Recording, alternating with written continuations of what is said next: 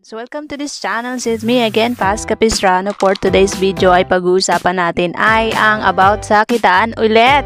So kung bago ka lang dito sa aking channel, ayan, mag-subscribe ka na.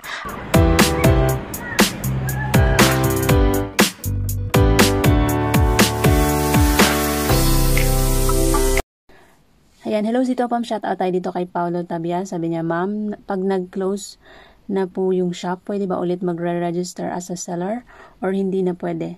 Salamat. Sana po ay masagot niyo po ang tanong ko. So, ayan, Paulo, regarding dito sa question mo, kung gusto mo ba ulit mag-open ng store. So, halimbawa, nag-close na yung store dito sa Sitaw Shop. May papakita ako sa inyong letter, policy ito ni Sitaw. May papabasa ako sa inyong policy ni Sitaw na katibayan na hindi na kayo pwedeng makapag-open pa ulit ng inyong store. So ayan, sabay-sabay nating basahin. To close the store, please submit an application in the personal center. Once the application is approved, the store will be permanently closed. Commission income from referral committee will be automatically cancelled.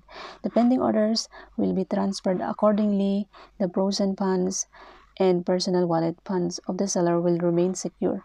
After the funds from pending orders are unfrozen, they will return to the personal wallet, and the seller can withdraw them at any time. And the number 5 sa policy nito, once the store is closed, it cannot be reopened.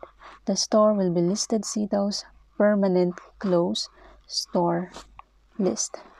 So, ayan, kapag once na nag-close kayo ng inyong shop dito kay Sitaw, ayan, permanently na-close na po ang inyong shop. Tatandaan nyo na once na nag-register kayo dito kay Sitaw, kailangan yung maglagay ng mga info ninyo, ng inyong mga valid ID, ayun.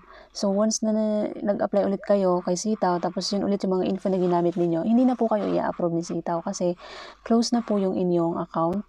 And ayun, kung gusto nyong mag-open ulit ng account dito kay Sitaw, ayan, gagamit na lang kayo ng relatives ninyo. I-ask nyo na lang yung relatives ninyo na sila na lang yung mag-open ng account. Or kung ask nyo yung kanilang permission kung pwedeng gamitin yung kanilang mga valid ID.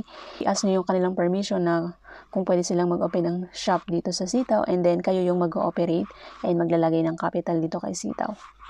Usually kapag bago ma-close ang inyong shop, ibabalik naman lahat ni Sitaw yung capital na inilagay nyo dito. Kagaya ng sinabi sa number 4 dito sa policy, lahat ng inyong naiwan na funds dito from freezing money to wallet balance, hintayin nyo po yun na mailagay sa inyong wallet balance, and then pwede nyo po yun ma-withdraw anytime.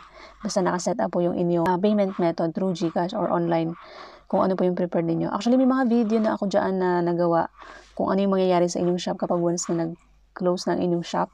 And ayan guys, nakakapanghinayang na kapag nag-close kayo ng inyong shop dito kay Sitaw, ayan, mamimiss niyo yung mga magagandang opportunity na meron dito kay Sitaw.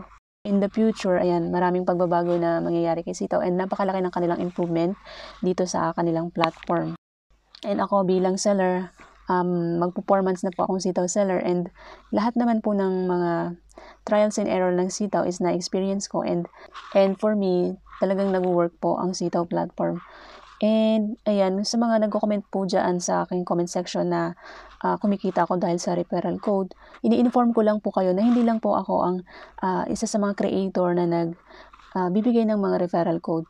Guys, ibinibigay namin sa inyo ang referral code dahil ito po ay pinapatunayan namin sa inyo kung paano nag-work ang isang platform. Ipinapakita namin sa inyo kung paano nag-work ang isang platform dahil kami po mismo ay nakasubok at mag-explore dito sa Sitaw platform.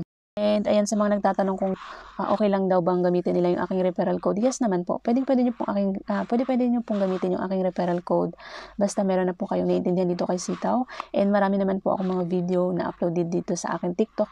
And i-visit nyo lang po yung aking profile. Marami po akong dyang mga videos.